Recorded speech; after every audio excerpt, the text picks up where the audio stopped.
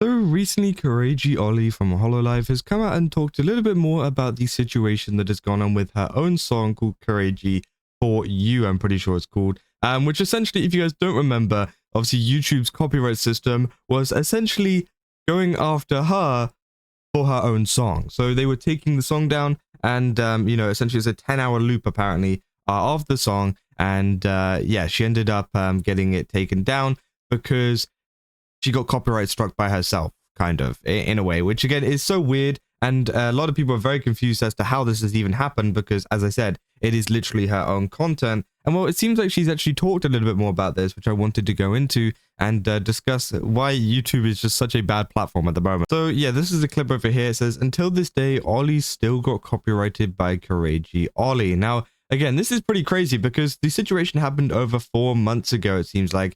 And it still has not been resolved. There's still been no kind of update to it apart from the fact that it's still down, right? And here is the clip. Let's try this. Here we go. I still can't survive slap by step. Me too. I haven't even cleared it yet. Wait! I forgot to turn on streamer mode. I have to turn it off after this. Tapi mo to sa swatu ga. You guys want to know something? Even though I have like streamer mode on, I still get demonetized. That's crazy. It's so frustrating. Did you guys know that all of the original songs that I have in my channel, like all of the music videos, are also copyrighted? That's crazy. Like, I don't actually get money from whatever views that's on my original songs. Because according to them, I stole that from Kureiji Ollie. I've appealed to them so many times. I told them, well, it's actually my song. It's the MV. But YouTube doesn't believe me. YouTube thinks that I'm like a fake Ollie. So they decided to like demonetize everything. The only thing that's not demonetized was actually the Discord video I did. The chocolate mint one. And the would you hit Ollie for like $1 million? Ollie stealing from Ollie. Bah! I mean, that's kind of what happened with like Crazy For You 10 hours loop. Yeah. I thought all Holo members' channels are... That's the one that we talked about here. Crazy For You 10-hour loop, which ended up getting taken down because it's our own song. Protected because hololive and cover has the YouTube media partner or something. I don't know, man. I told my manager about it. I was like, hey, can I get help with the with my songs? Can I actually get revenue from like my own MV, please? And they're like, no. But on the bright side, Ollie, you'll still get revenue from other platforms. It's not from the MV and YouTube. Silly, Ollie, that would mean management actually has to do their work. Of course you can't ask them. Sorry. Probably should have read that one out.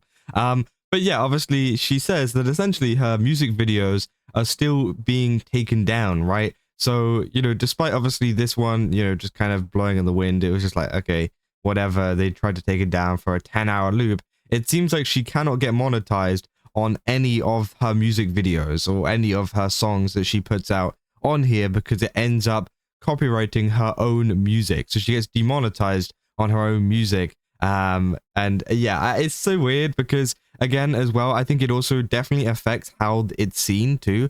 I've always, noticed that, when something is demonetized or something has some ad suitability changes or whatever, it tends to make the video perform less well. So it's kind of, I feel like it's not very useful to, obviously keep this going and to like say, oh, that it's fine, because it kind of isn't. I feel like, if you wanted the music video to do more or better, sorry, I feel like there probably could be some steps to, maybe stop them from copywriting it, because as I said, sometimes it does genuinely affect the viewership of the actual video that you've put up, which can be pretty detrimental to obviously a music video. The whole point of a music video is supposed to be a big project people work on, and it's supposed to be, some of the most viewed things on your channel, right? But of course, sometimes, yeah, it just seems like she's been getting copyright struck by herself. So yeah, Kureiji Ollie is sending a warning to Kureiji Ollie about her own music video,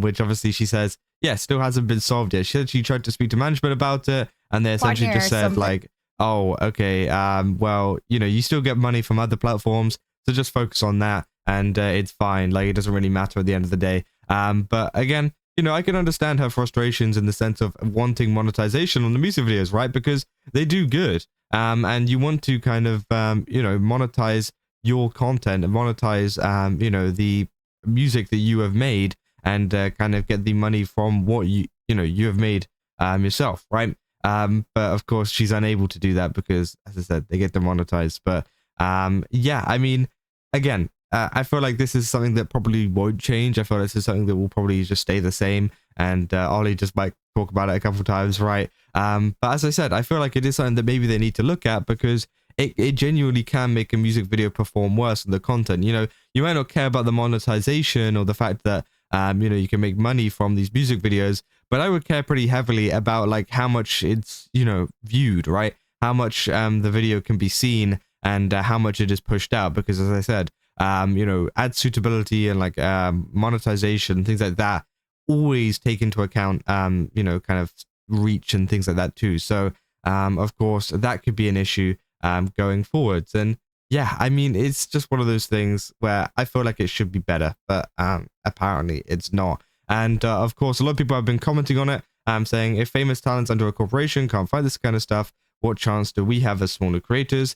Can anything be done about the YouTube's copyright system? They said it can surely be fixed, but it would take time, money, and effort from YouTube, and they simply don't care enough to do so. They're simply law passed saying that they're on the hook for damages and false claims, would rectify it real quick, and or require a fee up front to make a claim that is refunded, and when a claim is found to be valid and kept if the claim is BS. So essentially they're saying, yeah, like, you know, they will accept like a fee to do copyright claims now, meaning that you have to be like a company or someone that genuinely believes that this is a copyright infringement to take it down. But that probably wouldn't work in this case, because it is like herself taking it down, right? It seems to be, I don't know, like, you know, I don't know the ins and outs of how her music is, what do you call it, distributed and things like that. But it seems to be, you know, whoever is working for her and whatever on her music and things seems to be the one doing the copyright thing. And usually it's just automated systems. It's not necessarily someone out there to get her or anything like that. Usually it is just an automated thing, which just hasn't been turned off. But of course, well, yeah, apparently they're not going to turn it off, right? So yeah, lots of people just trying to find any solution they can, saying, God damn it, YouTube, the ID girls get no luck. Granted, this has happened to almost all of the hololive members, which again, yeah, I don't know, I feel like it's just one of those things that apparently happens now. Saying, so who's actually collecting the revenue from her MVs? If YouTube, if it's supposedly claimed by her, I'm saying YouTube pockets it all. That I wish you, I wish you were joking, because there is no way, man. So just wait until you find about PayPal and Honey. So they aren't joking, but they're wrong. YouTube holds on to the money while the dispute is ongoing and gives it to whoever wins after all is resolved. They don't pocket the money.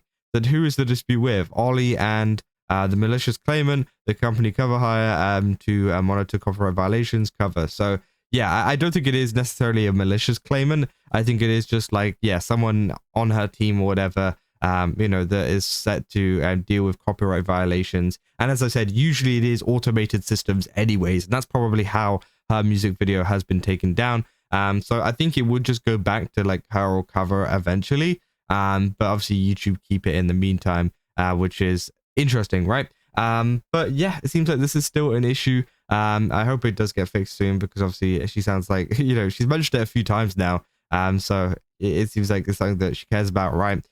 Quite a bit. But we'll have to see, right? It's just one of those things that happens. But yeah, that's what I got for this video. If you guys did enjoy it, don't forget to leave a like and subscribe. Also, go to GameStop, use my code Kaza, get 10% off. Again, they've got a ton of really cool stuff over there. Definitely recommend checking it out. And yeah, I'll see you guys in the next one. That's all. See ya.